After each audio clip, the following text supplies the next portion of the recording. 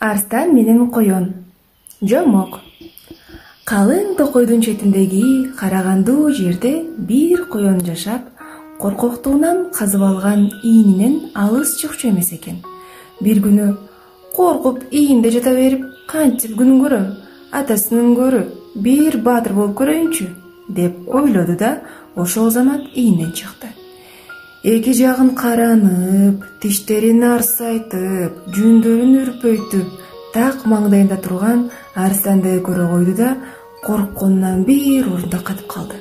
Арстан коёндун жанына келип: "Бакыран көзүм, колго түштүң а? Меми сени жеймин", деп тиштерин кычыратып, эки чайнап бир чучудай болду. Коён байкуш эсин жыйып, кантип кутулуштун амалын издеди.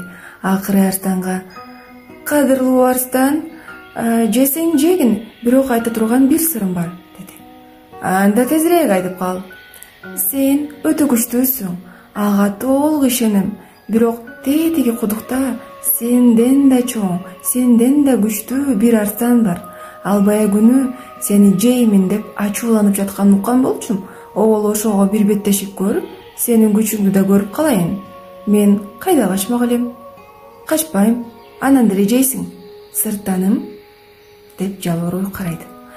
Өзүнүн күчтүү жанды уккан арстан чындап ачууланып: "Кана, менден күчтүү арстанды көрсөтчү. Ал кайсы жерде? Ээрчитип бар", деп коёнго буйрук кылды.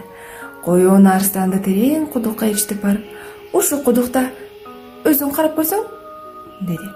Арстан кудукка эңкейип, өзүнүн сөлөкөтүн суудан көрдү да: "Мен ушул саксайган арстандан кантип эле кем калайын? Кана, кармашып көрөлү", деп ачуусу менен кудукка секирип түшөт. Сууга барып шалп этип түшүп, тумчугу өлөт экен. Ошентип коён амал менен арстанды өлтүрүп, анык макоо туура деп секирип жолго түштү.